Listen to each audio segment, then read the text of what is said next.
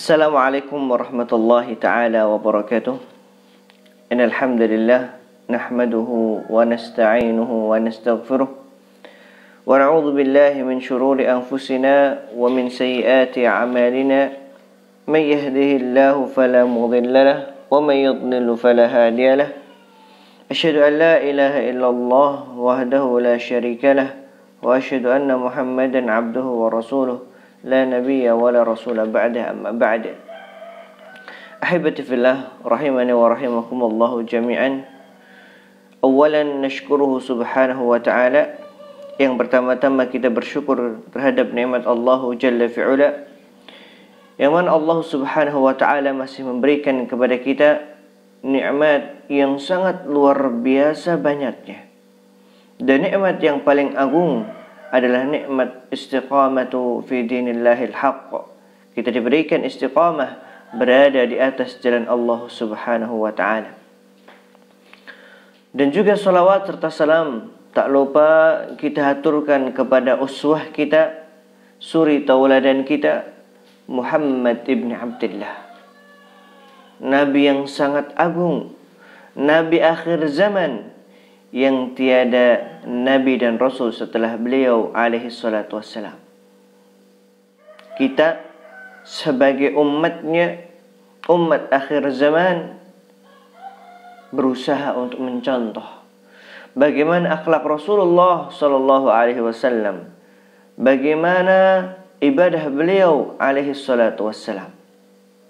Maka jangan sampai cinta kita, rasa yang sangat mendalam pada diri kita, hanya sekedar ucapan yang keluar semata. Akan tetapi kita berusaha di dalam perbuatan kita, di dalam amaliyah kita, di dalam ubudiyah kita, untuk mencontoh beliau alaihi salatu wassalam. Ahibati fillah rahimana wa rahimakumullahu jami'an. InsyaAllah ta'ala selama 15 menit mendatang kita akan membahas dan mengkaji sebuah kitab yang ditulis oleh guru kita, yaitu Al-Ustadz Muslim Al-Athari hafizahullah ta'ala, dengan tema meraih berkah di bulan Ramadan. Masya Allah, kitab beliau ini beliau tulis, dan ini termasuk cetakan yang kedua, kata beliau di dalam muqaddimahnya. Dan beliau, Masya Allah, walau zaki alallahi ahad, banyak sekali tulisan-tulisan beliau dari nasihat-nasihat yang beliau tulis di setiap harinya. Dan kita kalau melihat, hampir tiap hari beliau memberikan nasihat-nasihat, mengambil untaian hadis, kemudian beliau mensarahnya. Beliau mengambil penjelasan dari para ulama akan makna daripada hadis tersebut. Maka sebuah nikmat ketika seorang murid mendapatkan kitab dari gurunya dan menjelaskan atau menyebarkan ilmu daripada gurunya. Kalau kita melihat Al-Imam Asy-Syafi'i rahimahullahu ta'ala, dan juga imam-imam yang lainnya seperti Al-Imam Abu Hanifah, yang mana murid beliau ada Abu Yusuf Al-Qadhi, kemudian juga ada Imam Syafi'i rahimahullahu ta'ala, kemudian juga ada Imam Malik, kemudian juga ada Imam Abu Hanifah. Kenapa madhab mereka masih eksis sampai zaman sekarang ini? Karena salah satunya adalah dengan adanya murid-murid mereka yang terus berkesinambungan, mereka mengajarkan kepada masyarakat di dunia. Maka tak heran kenapa madhab-madhab yang lain seperti Ats-Tsauri tidak tersebar atau tidak seperti madhab-madhab yang empat ini. Karena daripada murid-muridnya tidak mengabarkan atau tidak mengajarkan kepada masyarakat yang ada di dunia ini. Tetapi kalau kita lihat marahil, bagaimana perjalanan dari setiap madhab, luar biasa sekali. bagaimana murid-murid mereka mengajarkan kepada masyarakat, dan juga akan timbul dari mereka seorang ulama dan nanti akan mengajarkan kepada generasi seterusnya. Begitu pula bagaimana Rasulullah sallallahu alaihi wasallam, beliau mengajarkan kepada para sahabat, kemudian dari sahabat mengajarkan kepada generasi setelahnya yaitu tabi'in, kemudian mengajarkan kepada generasi setelahnya yaitu tabi'ut tabi'in, kemudian generasi setelahnya sampai datang di zaman kita ini. Maka hendaknya kita bersyukur kepada Allah Jalla fi'ula ketika kita mendapatkan ilmu dari guru-guru kita. Dan tentunya kita berusaha untuk mengajarkan ilmu tersebut kepada masyarakat di di daerah kita ataupun dimanapun mereka berada. Dan alhamdulillah sekarang kalau kita lihat wasail bagaimana cara untuk menyebarkan ilmu sangat luar biasa mudahnya. Baik dengan live seperti ini, atau dengan tulisan, atau dengan web, atau dengan YouTube, dan lain sebagainya. Maka perlulah kita bersyukur terhadap nikmat Allah subhanahu wa ta'ala di dalam hal ini. Ahibati fillah rahimani wa rahimakumullahu jami'an. InsyaAllah di setiap pagi kita akan membacakan kitab beliau, yaitu Meraih Berkah di Bulan Ramadan. Karena kalau kita melihat ternyata bulan Ramadan itu semakin dekat. Kemungkinan antara 9 sampai 10 hari lagi Ramadan akan menyapa kita, tamu agung yang sangat luar biasa, dan pertanyaan, apakah kita mampu untuk menjamu tamu yang sangat mulia ini? Ahibati fillah rahimani wa rahimakumullahu jami'an. Beliau rahimahafizahullahu ta'ala memulai dengan menjelaskan makna daripada puasa. Beliau katakan puasa itu memiliki kedudukan yang sangat tinggi di dalam agama Islam. Ya, Masya Allah, kalau kita lihat bahwa puasa itu termasuk rukun yang kedua, rukun yang ketiga daripada arkanul Islam. Yang pertama adalah syahadatu an la ilaha illallah wa anna muhammadar rasulullah wa iqamis shalah wa ita'iz zakah wa shaumi ramadan. Puasa ada yang mengatakan 4 ya. Wa hajjul baiti man istata'a ilaihi sabila, kemudian haji. Ada yang mengatakan 4, ada yang mengatakan yang kelima. Ya, bisa dilihat di dalam hadis yang diriwayatkan oleh Imam Bukhari dan juga Imam Muslim di dalam hadis Arba'in Nawawiyah, hadis yang kedua dan juga hadis yang kelima, sangat luar biasa panjangnya. Nah, kemudian beliau katakan, demikian juga barang siapa yang berpuasa untuk mencari ridha Allah Jalla fi'ula dan sesuai dengan tuntunan Nabi Sallallahu Alaihi Wasallam akan mendapatkan kebaikan dan keutamaan yang sangat besar. Nah, maka segala sesuatu hendaknya kita niatkan hanya untuk Allah Subhanahu wa taala. Allah Subhanahu wa taala berfirman, "Inna salati wa nusuki wa mahyaya wa mamati lillahi rabbil alamin, la syarikalah, wa bidzalika umirtu wa ana minal muslimin." Ya, perintah untuk menjalankan semua ibadah hanya kepada Allah Subhanahu wa taala adalah perintah yang sangat mutlak. Dan tidak boleh seorang itu berbuat syirik kepada Allah Jalla fi'ula. Maka kewajiban kita untuk mengetahui berbagai masalah berkaitan dengan ibadah puasa. Ya, karena kita mau nih dekat sama Ramadan, maka kita harus tahu dulu ilmunya. Sebagaimana Al-Imam Al-Bukhari rahimahullah ta'ala menjelaskan dalam sebuah kitab sahih beliau, membuat bab al-bab al-ilmu qabla al-qawli wal amal. Berilmu dulu sebelum kita itu beramal. Jangan sampai kita ibadah sudah capek-capek ternyata Allah Subhanahu wa taala tidak menerimanya. Jangan sampai. Ya, akan tapi bagaimana kita berusaha walaupun orang menganggap ibadah tersebut sepele, tapi kualitas daripada ibadah itu luar biasa. Apalagi Rasulullah sallallahu alaihi wasallam beliau bersabda, ya, bahwa amalan yang paling bagus adalah adwamuha wa inqal. Continue walaupun itu hanya sedikit saja. Artinya ibadahnya hanya mungkin berapa item, ya, Tapi kekontinuan, keseriusan dan terus menerus menjalankan ibadah tersebut itu yang paling utama. Daripada seorang itu ya ibadah banyak tapi akhirnya apa? Ya, dia tidak memperhatikan kualitas dan bahkan hanya sesekali atau 2 kali menjalankan ibadah tersebut.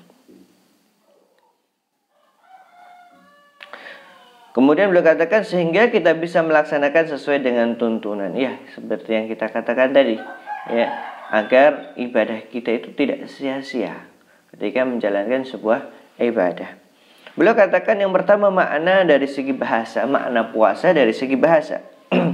Di dalam bahasa Arab, puasa disebut sebagai saum atau siyam yang artinya adalah menahan. Adapun makna secara istilah, beliau katakan, adapun menurut istilah syariat ada beberapa definisi yang dijelaskan oleh para ulama. Ya, dengan sedikit perbedaan namun maknanya sama. Ya, banyak sekali makna-makna. Ada yang mengatakan imsak, ya, min as-sabah atau min al-fajr ila ghurubi syams, min al-mufattirat dan lain sebagainya. Akan tapi beliau hafizahullah taala membawakan definisi yang disebutkan oleh Syekh Muhammad ibn Shalih Al-Utsaimin rahimahullahu taala rahmatan wasi'ah.